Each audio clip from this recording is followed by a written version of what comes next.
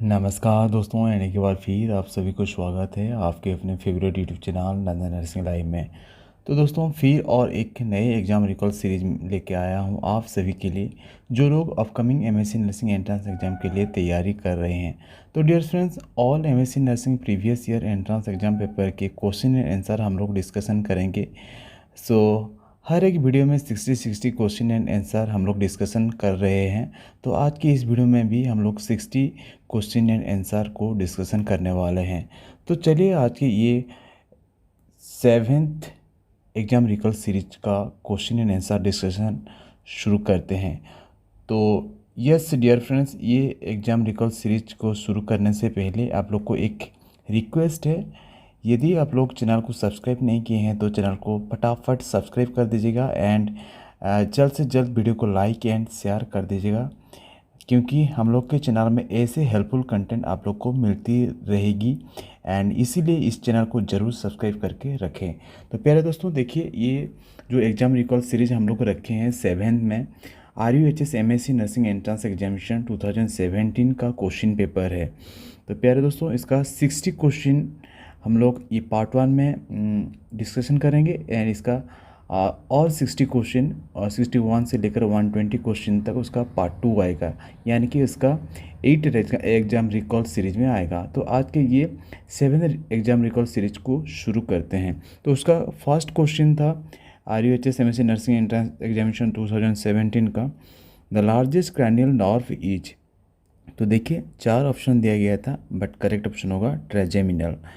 So largest cranial nerve is trigeminal.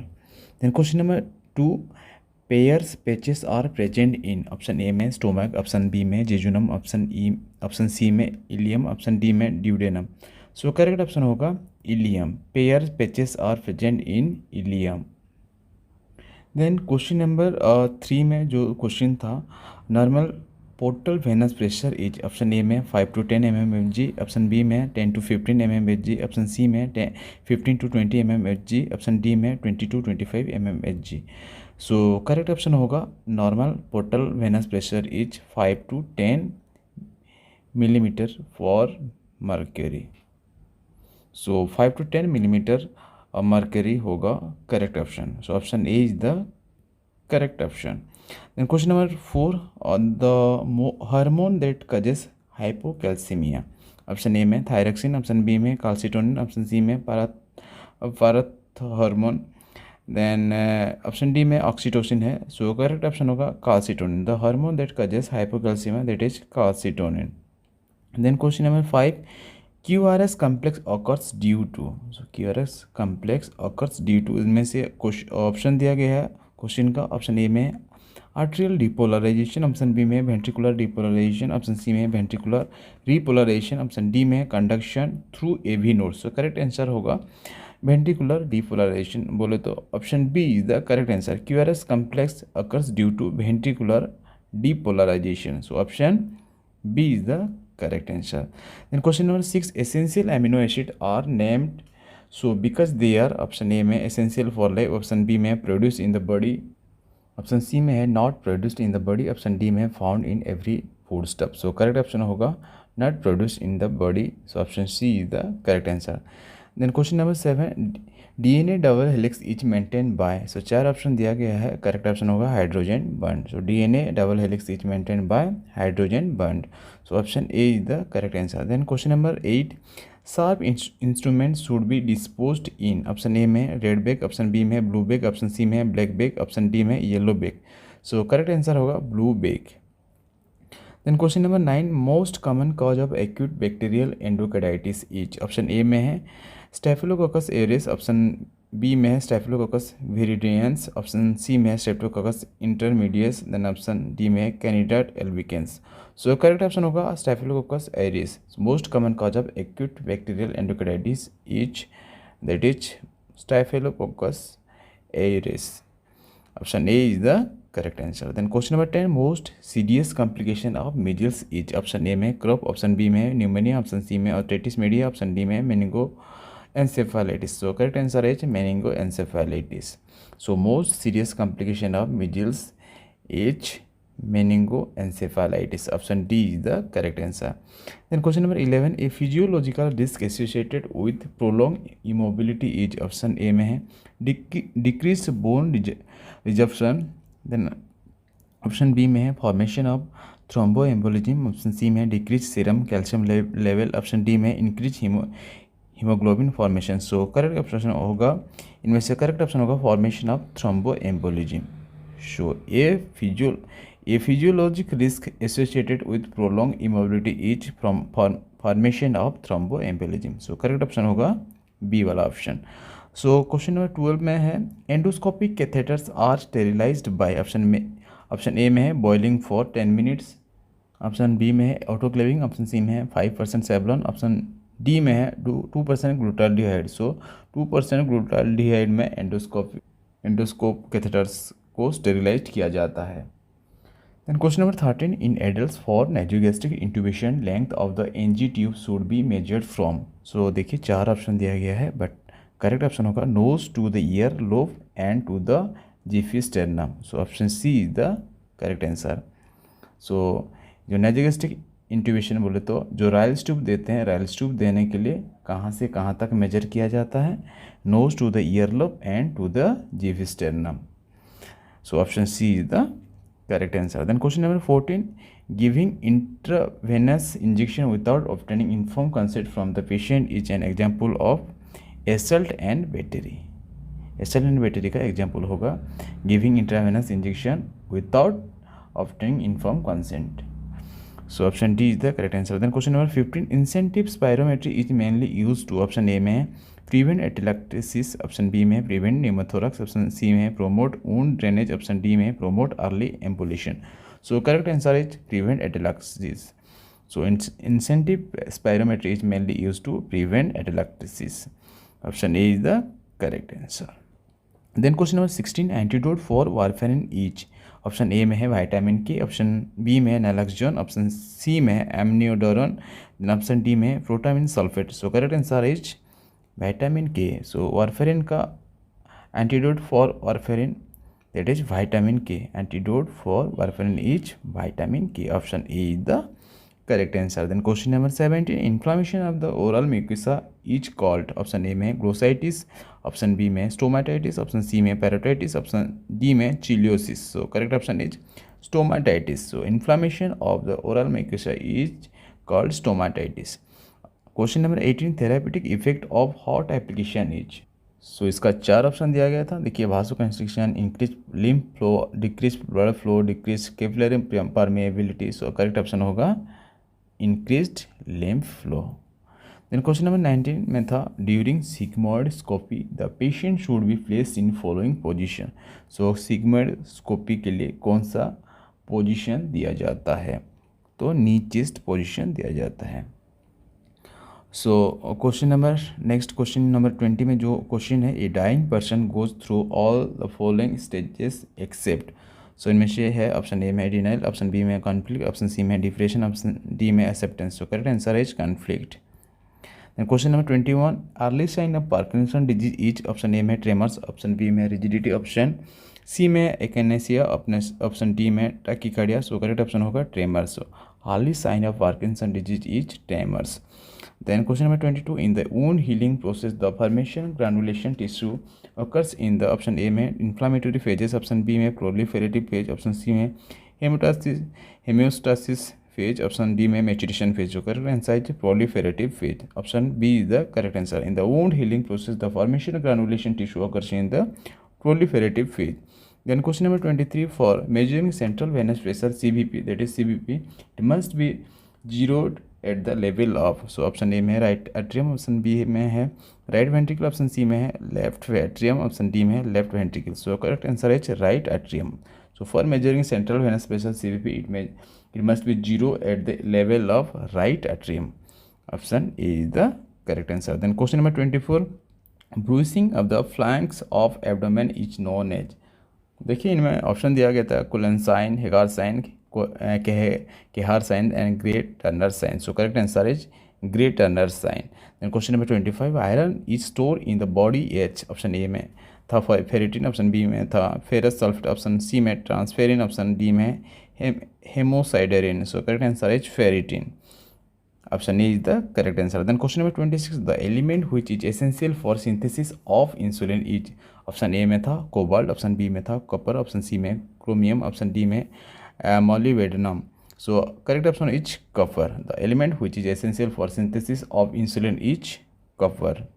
So B option is the correct answer. Then question number 27, neurotoxicity can be caused by excess intake of. Option A में है vitamin B2, option B में है vitamin B6, option C में है vitamin C, option D में है vitamin E. So correct answer is vitamin B6 है.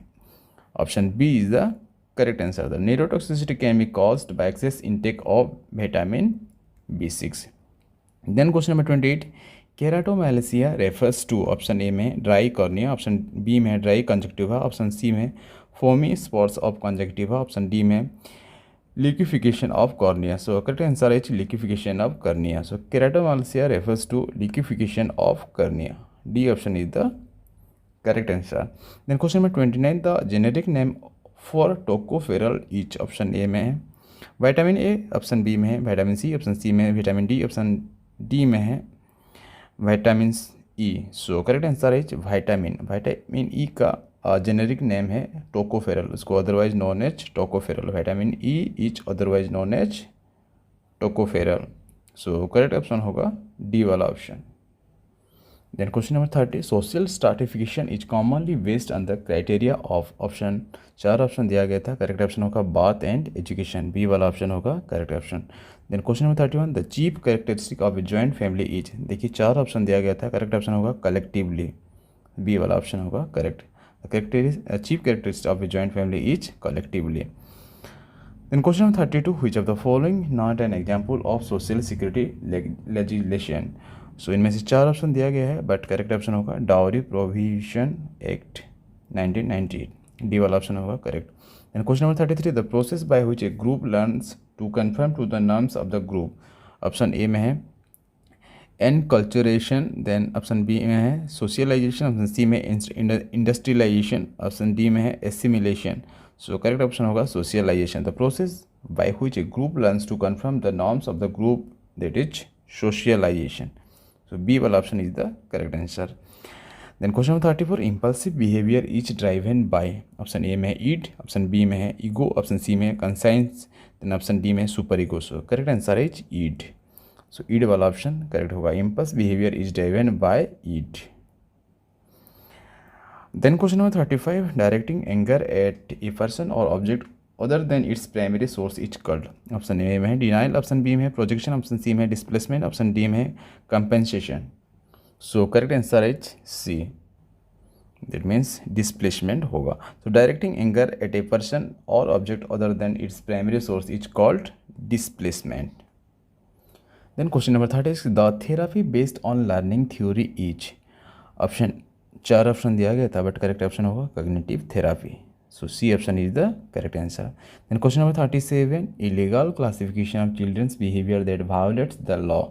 So देखिए ऑप्शन ए में ADHD था, ऑप्शन बी में एन्यूरिसिस था, ऑप्शन सी में टेम्पर टेंट्रम था, देन ऑप्शन डी में juvenile delinquency. So correct answer होगा जुवेनाइल डेलिक्वेंसी. सो एक legal classification of children's behaviour that violates the law, that is juvenile delinquency. Option D is the correct answer. Then question number 38, Which of the following is not an antacid drug. Option A में है calcium carbonate, option B में aluminium hydroxide, option C में है magnesium hydroxide, option D में है magnesium sulphate. So correct answer is magnesium sulphate. Magnesium sulphate not an antacid drug. बाकी सब antacid है, ये सब एंटासिड है.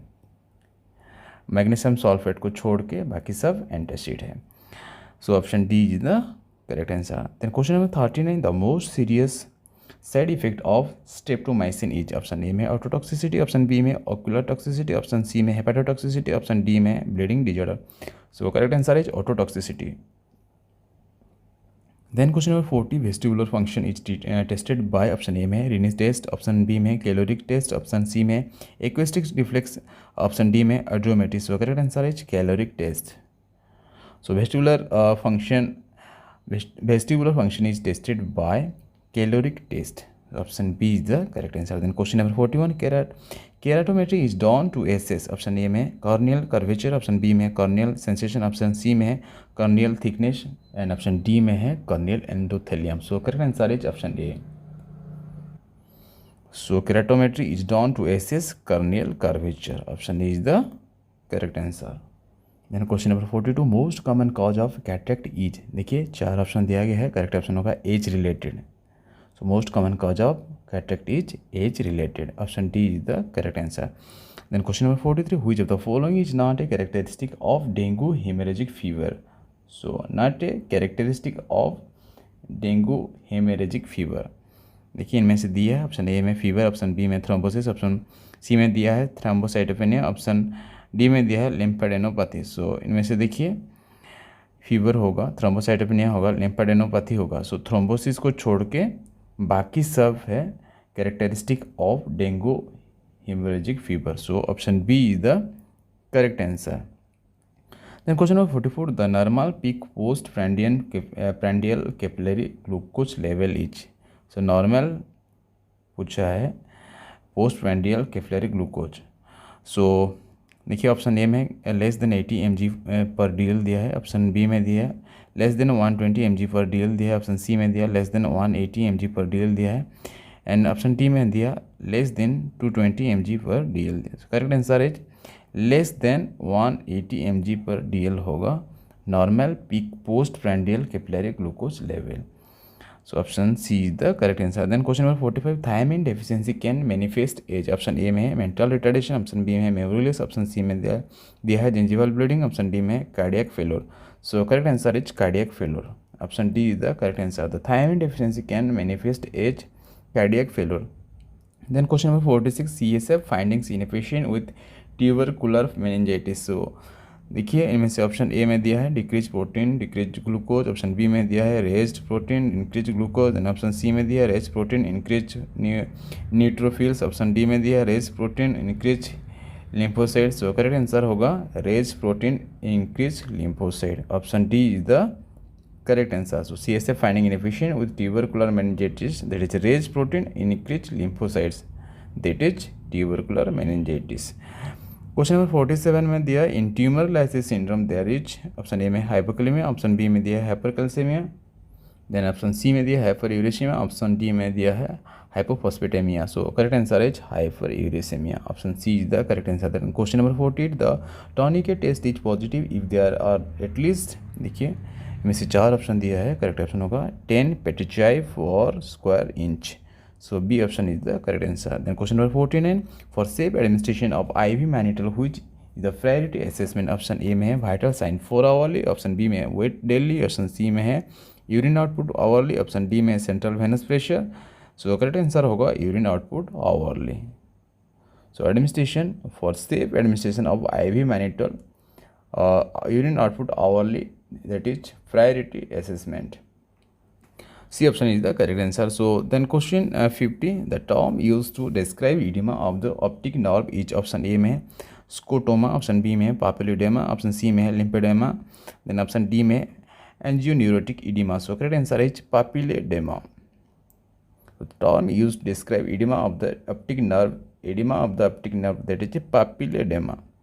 Option B is the correct answer. Then question number 51, the best time for the nurse to collect the sputum specimen is। Option A में है in the morning right on walk off, then option B में है just before breakfast, option C में 2 hours post meals, then option D में है just before going to bed at night. So correct answer is in the morning right on walk up. So best time for the nurse to collect the sputum specimen is in the morning right on walking up, option A is the correct answer. Then question number 52, for a patient scheduled to undergo tracheostomy, the priority nursing need is to so priority nursing पूछा है undergo ट्रैकेस्टोमी। यदि patient को schedule किया गया है undergo ट्रैकेस्टोमी के लिए तो प्रायोरिटी नर्सिंग क्या होगा। ऑप्शन ए में save the region, option B में establish an IV line, option C में दिया है give steam inhalation, option D में establishing a means of communication. So establish a means of communication होगा correct answer, option D is the correct answer. For a patient scheduled to undergo tracheostomy, the priority nursing need is to establish a means of communication. D option is the correct answer. Then question number 53. Dumping syndrome is a complication of option A में ileostomy, option B में colectomy, option C में subtotal gastrectomy, option D में modified mastectomy. So C option is the correct answer, that is subtotal gastrectomy. Question number 54. Investigation of choice for acute pancreatitis. So acute pancreatitis में क्या choice करेंगे investigation के लिए? X ray है, CT scan है, USG है, ERCP है. सो correct answer होगा CT scan. So B option is the correct answer. Then question number 55. Abdominal wound dehiscence commonly occurs after how many days of surgery? So option A में within 48 hours, option B में 2 to 5 days, option C में 6 to 12 days, option D में more than 13 days. So correct answer होगा 6 to 12 days.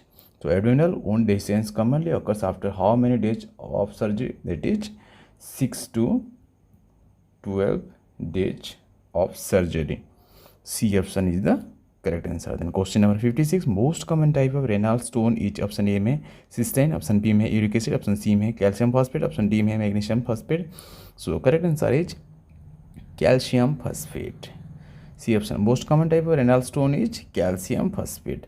C option is the correct answer. Then question number 57. The nerve involved in carpal tunnel syndrome is option A में ulnar nerve, option B में radial nerve, option C में median nerve, and option D में interosseous nerve. So correct answer is median nerve. So the nerve involved in carpal tunnel syndrome is median nerve. Then question number 58. Minimum score in Glasgow Coma scale is option A में 0, option B में 1, option C में 3, option D में 5. So correct answer is 3 is the correct answer. That is C option is the correct answer. So minimum score in Glasgow Coma scale is 3. So C option is the correct answer. Then question number 59. Manifestation of raised ICP are. So manifestation of raised ICP are intracranial. देखिए 4 option दिया गया था. Hypertension and bradycardia, hypertension and tachycardia, option hypotension and bradycardia, hypotension and tachycardia. Option A is the correct answer, that is hypertension and bradycardia. Question number 60. The shortest diameter of pelvic outlet is.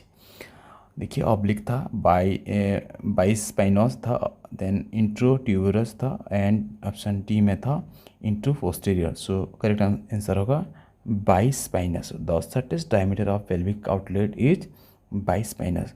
तो प्यारे दोस्तों, आज की जो first part of RUHS entrance exam 2017 का आज की इस वीडियो में इतना ही.